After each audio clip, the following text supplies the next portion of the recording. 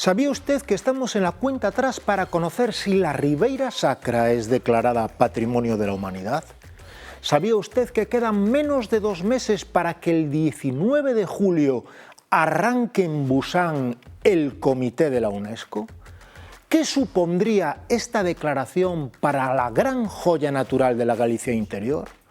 Y por otra parte, ¿qué opina de la entrada de la UCO en la sede de Ferraz? ¿Recuerda cuántos casos salpican ya al PSOE y al Gobierno? ¿Lleva la cuenta? Las preguntas que usted se hace cada mañana también nos las hacemos aquí. Las respuestas en 15 segundos arrancan Portada.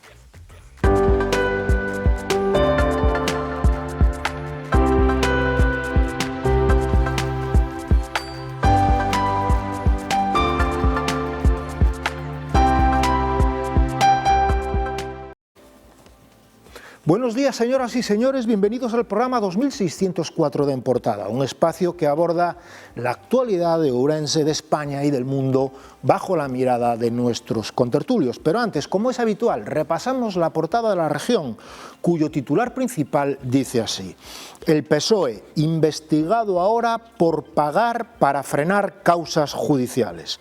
El juez Pedraz envió a la UCO a la sede socialista en Ferraz en busca de información sobre supuestos pagos para desacreditar investigaciones contra el partido y contra el gobierno. Sánchez, que ayer se reunió con el Papa, descartó un adelanto electoral. La otra gran noticia, que incluye la foto de portada, tiene que ver con el foro sobre la Ribeira Sacra organizado por La Región y el Progreso de Lugo en Santo Estevo. La candidatura es la única española que opta a Patrimonio de la Humanidad en la reunión de Busan del 19 al 29 de julio. Otro titular señala que Jácome aleja el bus urbano de quienes acuden a trabajar a San Cibrao al suprimir la parada situada en el límite del concello vecino, junto al bar O Mesón.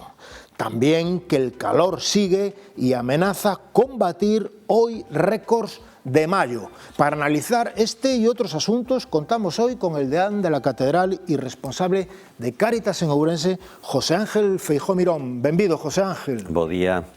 Tamén contamos co xornalista e colaborador de La Región, Lalo Pavón. Benvido, Lalo. Bo día. E por último contamos co presidente da Asociación Agromadas, Manuel Herminio Iglesias. Benvido, Manuel. Hola, bo día. Sin más demora, arrancamos con el primer tema del día, Ribeira Sacra. El nombre ya invita a soñar, tiene marketing, como diría un publicista.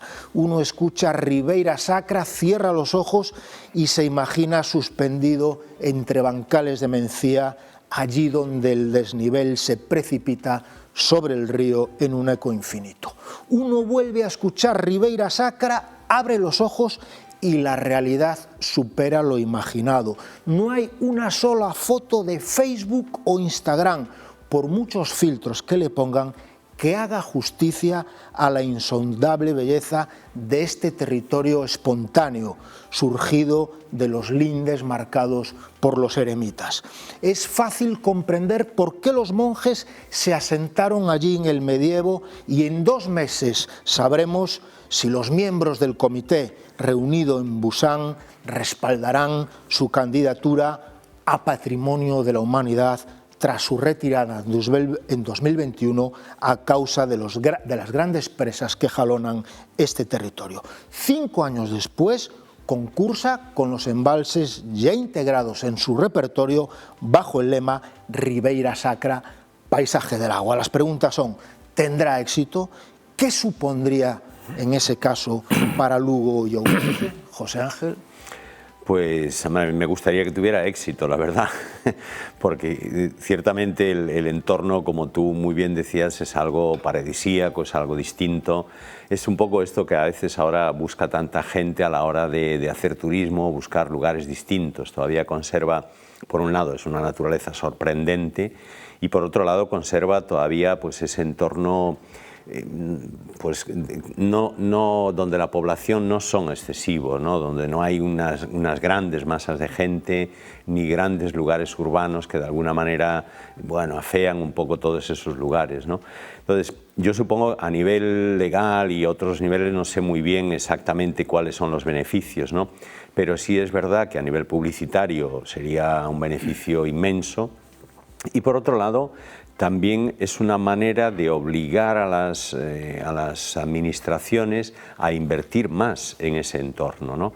A poder hacer bueno, pues más cosas yo diría, con sentido común, sin estropear el entorno, pero al mismo tiempo que beneficien la posibilidad de que muchas personas disfruten de esa realidad. Entonces, yo creo que en principio me parece que todos son beneficios, ¿no? Luego lo que comentabas de los embalses, bueno, pues quizá puede parecer una cosa que en principio puede afear el entorno, pero es que no nos olvidemos también de que, bueno, de que han sido hechos y siguen funcionando en beneficio de un montón de personas, en beneficio de las comunidades, ¿no? Entonces ahí a veces hay como una especie de dicotomía de conservar el entorno natural, ¿no? Tal como estaba, digamos, en su origen, pero no nos olvidemos que el entorno natural siempre, entre comillas, lo hemos domesticado para poder vivir. Entonces se trata de, bueno, buscar ese término medio, ¿no? Pero tampoco podemos pretender conservar la Ribeira Sacra como estaba hace 10 siglos, ¿no? Para que vengan a ver aquí un parque del año del Rey Perico, ¿no? Entonces yo creo que hay que, bueno, conservar las dos cosas, conservar el entorno natural lo mejor posible, pero sabiendo también, bueno, que hay unas comunidades que se tienen que beneficiar de ese entorno natural. Lalo. Bueno, eso último é un dos eixes sobre os que debería pivotar a situación. Hombre, eu entendo que non debería haber moito problema para a declaración, é a única candidatura que presenta España. Parece que non debería haber, esta vez non debería haber problema. En todo caso, porque eso de que é a única de España non é condición sine qua non para que te elixan, o sea, podríamos quedar fora. E ademais, agora xa vou poñer da miña cosecha, se eso sucedera, que eu non o desexo, non? Pero se eso sucedera, sería unha hecatombe? Pois eu creo que non. Eu creo que absolutamente que non. As campañas feitas nos últimos anos en favor da Ribeira Sacra, xusto para este cometido, teñen obrado, en fin, de forma poderosa en publicitar e en expandir as virtudes e os beneficios da Ribeira Sacra.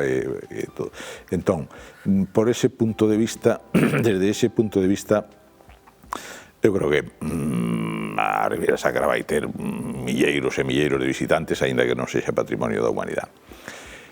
Por outra parte, nese mesmo fío, ser patrimonio da humanidade casi seguro que vai supoñer unha marabunta de xente encima. E todo isto ten sentido, como decía Mirón, si facemos os deberes como é debido, porque por un lado a postura que aposta por manter todo inmaculado, intocable, bueno, un placer para os sentidos e tal, eso convirte a Ribeira Sacra nunha reserva, e a xente, incluída a xente pouca que está ali e que se non facemos algo vai a desaparecer con declaración da UNESCO ou sin declaración da UNESCO, entonces que parezcan pois como figuras da paisaxe, non? O sea, monecos de feira ou obxetos exhibidos dentro da beleza natural. Bueno, eu creo que eso non o necesitamos. Para iso non facía falta facer nada. O sea, para que a Ribeira Sacra este pura e virxe desapareza a poboación como está desaparecendo desde hai moitas décadas, non fai falta absolutamente nada. nin levar traballo ningún, só é cuestión de deixala como está e xa morre.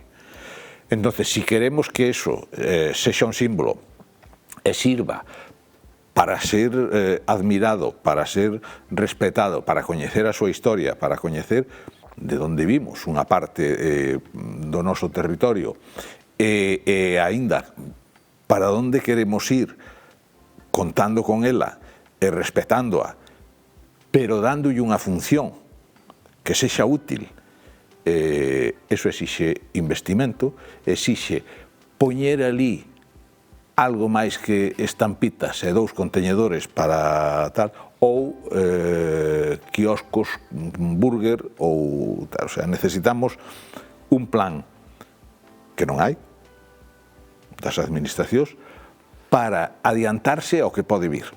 De feito, hai algúns concellos, un de Lugo e outro de Ourense, que o que lles viría ben é que isto siga como está, porque están funcionando, aproveitaron a inercia que supoñía esa promoción, conseguiron unhos resultados excelentes, e o que lles vai vir agora encima vai ser moi difícil de xestionar e de soportar por sí solos.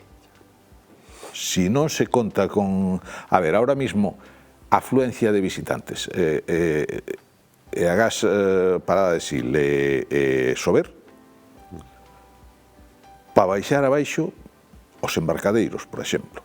Eso é un desfile de autocares, de contaminación, de coches particulares, de tal. Eso termina sendo unha ruína para o río, para o embalse, para o entorno. Ou xestionamos algo, pois, coches eléctricos, por exemplo, autobuses, lanzadeiras, facer un gran parque nas aforas e que ali se deixen os coches e nos movamos de forma controlada e dirixida, por exemplo, outra clase de servicios e infraestructuras que non temos. Bueno, sí, de eso non hai nada que eu coñeza, ao mellor hai plans feitos e eu non chegaron aos meus oídos, pero que eu saiba non hai nada previsto de eso. Todo o mundo dice hai que facer, pero hai que facer é igual a nada. Aquilo de había que, eso leva a nada. Entonces, bueno, é unha boa nova, evidentemente, que eu creo que se vai a confirmar, pero necesitamos moito máis, moito máis. Manuel. Bueno, pouco máis hai que decir, non? Eu creo que Lalo xa explicou de forma bastante minuciosa. Nós en Agromadas fixemos 2 visitas guiadas á zona esa, unha a zona de Lugo, Monforte, a parte de Pontón, o sea, Pantón, perdón, Ribeira Pantón, e outra parte de acá, acabando en Ponte da Boga, Castro Caldelas, concretamente foi así. Encantónos o lugar.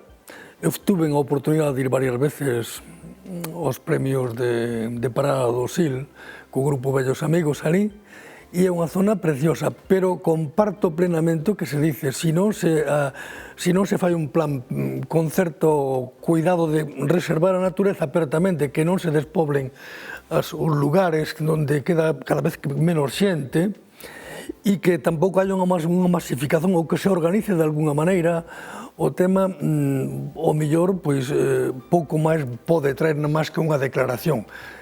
No obstante, a declaración eu creo que non viría mal, pero sempre que fora acompañada dun plan conxunto para darlle un pouco máis de sentido non solamente a visita natural, sino a visita cultural, etcétera, etcétera, que ten moitos puntos de interese.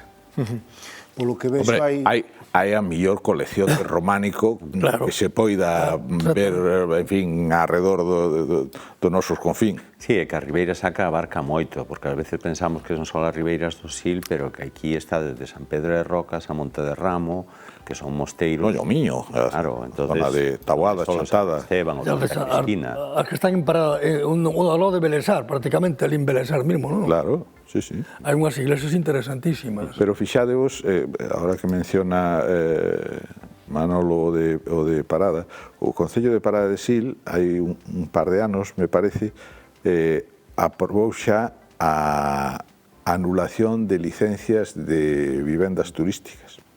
Pero que Parada do Sil, vamos, eu podo decir que conozco a Ribeira Sacra desde rapaz porque viví nos Peares un tempo, Entón, Parada do Sil de fai 10 anos a hoxe cambiou unha barbaridade. Claro. Antes ibas ali para baixar a Santa Cristina, que é unha ruta preciosa, que vais a Santa Cristina, subes por outro lado, tal, non tiñas casi nin donde comer. Hoxe vas a Parada do Sil... Sin casi. Claro, hoxe vas a Parada do Sil un fin de semana e o que non tes a veces é onde meterte.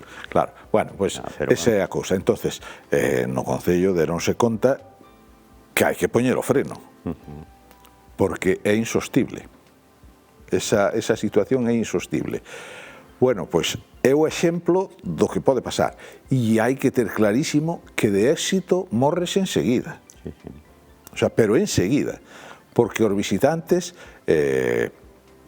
que hai de todo entre eles, incluso o lote de irrespetuosos, o sea que aí ven, na marabunta ven de todo.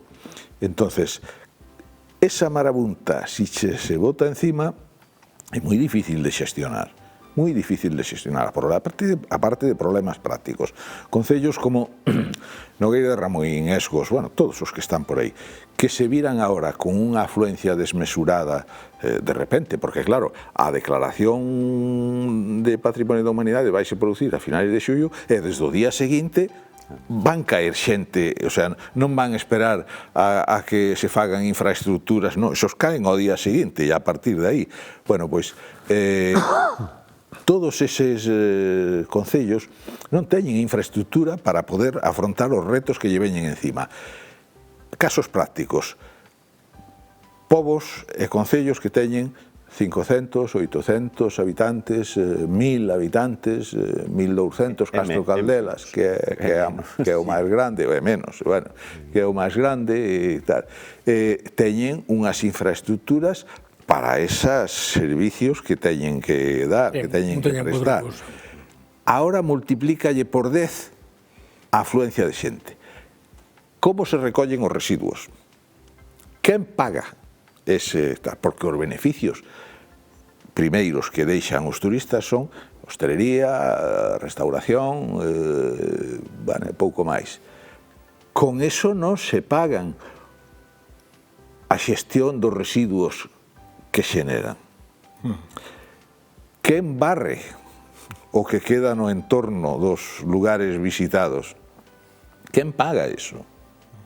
O sea, é un problema moi serio. Un problema inmediato, perdona Lalo, estou preocupado con ese tema, sobre todo polas temperaturas que temos, é o tema dos incendios forestais. Sería importante ter ese tema, polo menos a finais de xullo, mentras está debatindo eso, ter ese tema bastante ben controlado, porque non sería unha boa imaxe que mentras este debatindo eso, os lumes estiveran facendo das súas en calquera sitio, pero este ano, sobre todo, nese territorio, é un tema importante. Hai outra media docena de ítems que podíamos analizar na mesma línea. É un tema importante. E seguindo polo asunto sacro, casi podería dicir, onte o AUCO e o xuiz Pedraz arruinoulle prácticamente a conversa, a entrevista a Pedro Sánchez co Papa, non? Porque casi que prácticamente coincidiu. Bueno, a entrevista non, a proxección. A proxección da entrevista. Coincidiu no tempo, non? Bueno, aquí hai dous temas. A visita, que é anterior á declaración da Ribeira Sacra, se estamos no tempo na conta atrás para a Ribeira Sacra, tamén estamos na conta atrás para a visita do Papa a principios de xuño. Aproveitando que temos aquí a José Ángel, como ves este tema? Na segunda parte xa falamos da parte política. A visita do Papa pos cristiáns e non só pos cristiáns, en principio po país, penso que é unha boa noticia. O Papa é unha autoridade mundial, non? Evidentemente pos crentes ten moitas máis connotacións, non? Pero a nivel sociopolítico xe tamén unha das voces que máis se escoitan a nivel mundial, non? É dicir, o que a autoridade moral que ten é unha cousa, bueno, pues realmente relevante, non? E despois xa sí que ten unha clarísima influencia na poboación, pois en Madrid están falando que se esperan entre 1,5 millón e 2 millóns de persoas, non? Hai que dar en o seminario imos ir, hai desde a Delegación de Xuventud hai tamén organizado un... Tentes organizados, xa. Sí. Nos, de logo, vamos, eu o que máis coñezo de cerca, evidentemente, ao seminario, nos imos ir de feito, adiantouse a celebración do Corpus aquí na cidade o xoves á tarde, en vez de telo domingo, vai ser o xoves á tarde, a última hora, cunha procesión en torno á catedral, e nós despois o venres imos para lá, o sábado á tarde hai unha vixilia de oración, pois ao lado do Bernabéu, pero bueno, que aí falase de 1,5 millón de persoas, e o día seguinte, pois a misa, non? Tamén ali na Castellana, na Cibeles, vamos. Entonces, para nós, evidentemente, como crentes, pois é é algo especial, pois poder non somente, digamos, ir ver ao Papa, porque vese millóns da televisión, pero sí compartir cos outros cristiáns, bueno, pois un momento de festa, un momento de alegría, un momento tamén de mostrar que a nosa fe ten un valor social e importa na nosa sociedade, e sobre todo pois poñer en valor eses principios éticos que supón a visita do Santo Padre, non? Acaba de publicar unha encíclica falándonos pois da IA, dos principios da doutrina social da Iglesia, recordando eses principios básicos. Entón, eu creo que é unha persona que é unha autoridade, por un lado, pos crentes, e por outro lado, pois eso, a nivel social, creo que ten unha relevancia especial, non? Despois xa, bueno, a Cataluña ou a Canarias non podemos ir, pero, por exemplo, a visita a Canarias, bueno, pois pon no centro pois un problema moi acuciante, que é o problema das migracións, o cual non nos podemos esconder, non? É certo que agora, con todo este follón político, pois parece que hai cousas que son menos relevantes, pero a Iglesia o que lle importan son sobre todo as persoas, non? Entonces, bueno, pois esa visita ao Papa a Canarias é a primeira visita dun Papa a Canarias, é algo realmente moi relevante de poñer no centro, no foco da sociedade, pois as persoas que realmente teñen que buscar unha mellor vida, non? Entonces, vamos, eu estou contento, feliz, evidentemente vai ser un desbordamento de persoas e organizar todo eso é super complexo, evidentemente, non? E despois a visita do presidente do goberno, bueno, pois son destas visitas protocolarias que lóxicamente fan todos moitas autoridades a alguén que realmente é unha autoridade relevante. E despois xa, bueno, pois co mismo presidente do goberno se faga, entre comillas, portavoz de algunhas das visitas das cousas que di o Papa, bueno, pois é que algunhas cousas pois realmente son relevantes a nivel social, non? Despois entrar xa no tema da corrupción gubernamental ou do PSOE, e a verdade é que chega un momento que é unha cousa desbordante, xa non sabe por onde entrarlle. Lalo, bueno, por onde entras? No, na línea de Feijóo. O Papa é un líder indudable de masas e de predicamento, nunca mellor dito, tal. E ao marxen de que tamén nunca mellor dito a política este feito un Cristo, non vai a incidir, non ten nada que ver unha cosa ca outra, e non vai a incidir absolutamente para nada, por máis que onte coincidira pois un movimento policíaco xudicial en torno a algunhas sedes do PSOE ou algunhas oficinas do PSOE, co viaxe ca audiencia de Pedro Sánchez por parte do Papa.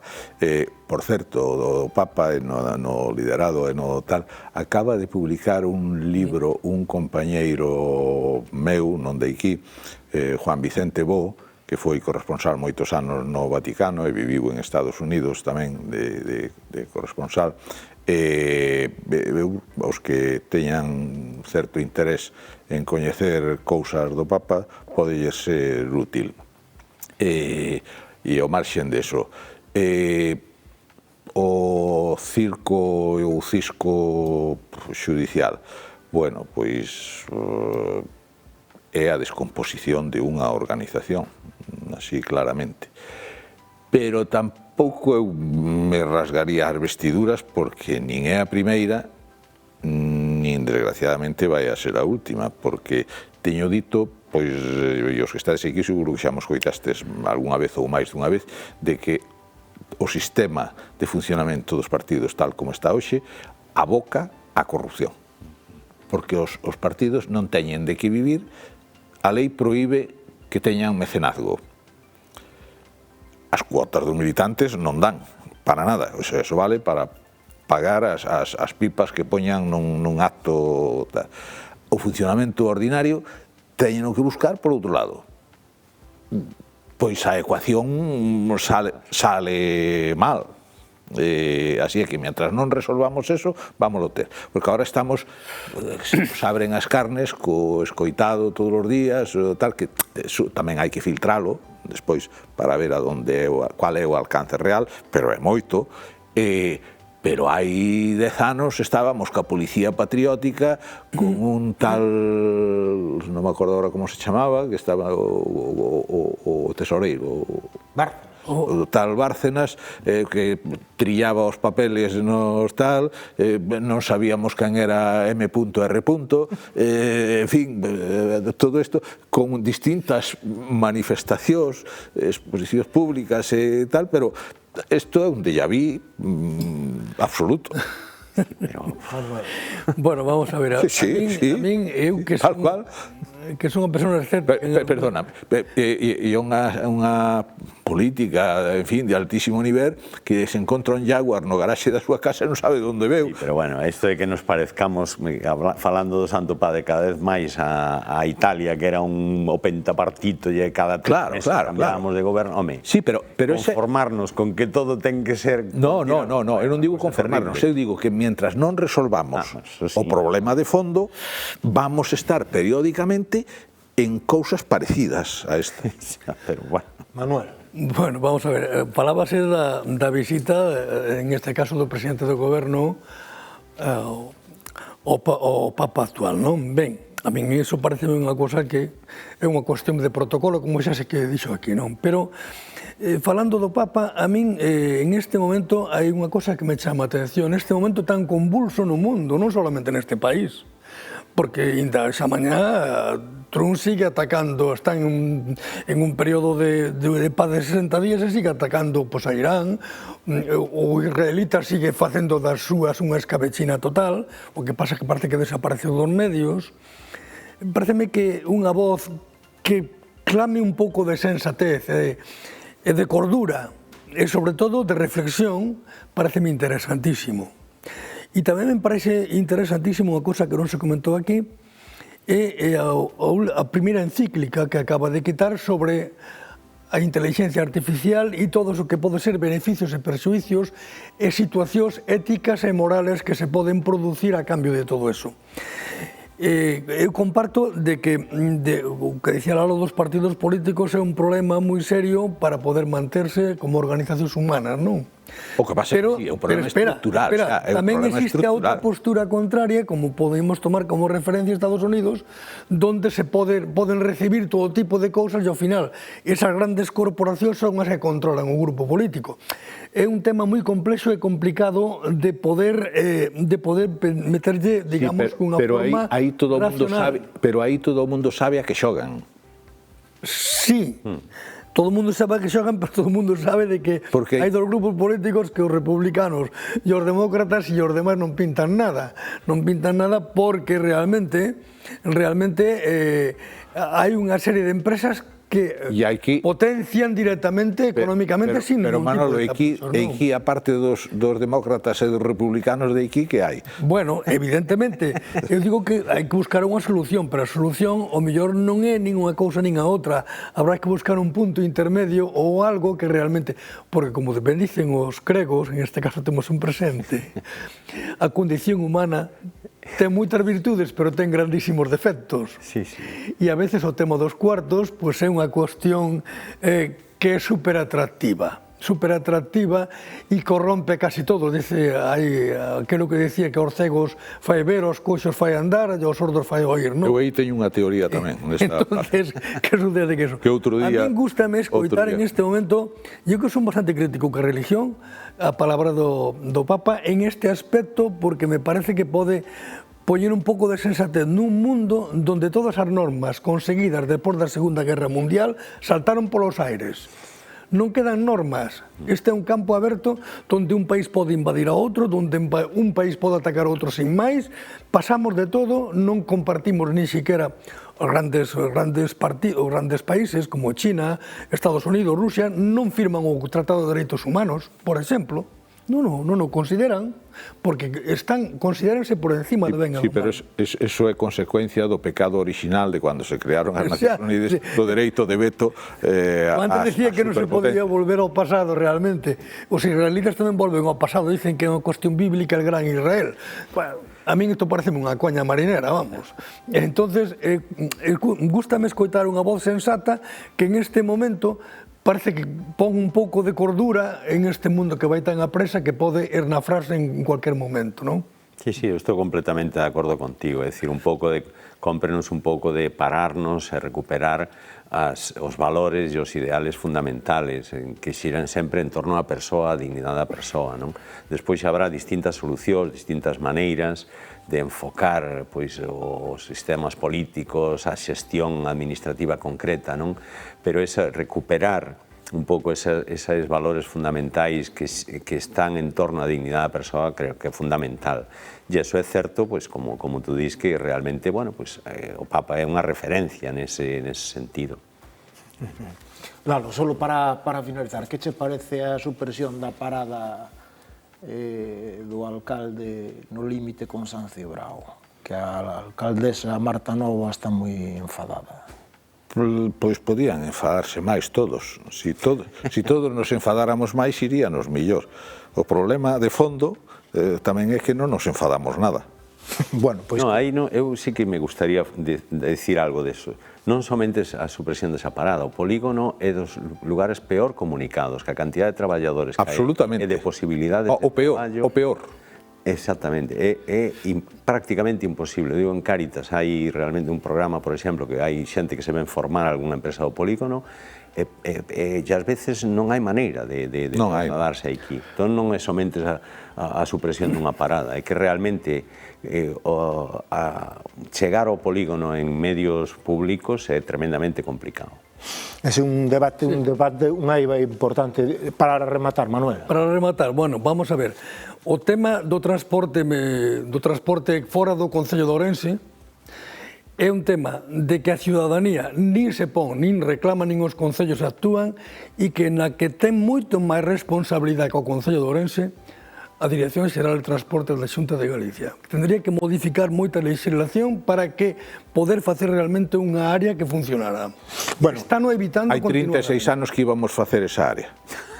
Bueno, pasámonos 3 minutos, este é un tema peliagudo, un tema que realmente merece un ou moitos programas. A TIC importada, non esquezan que poden seguir minuto a minuto que ocorre na nosa cidade, na nosa provincia, en España, na web de la región.es. Agardolles e aquí, mañán, ás 11:30 horas. Moitas grazas por seguirnos.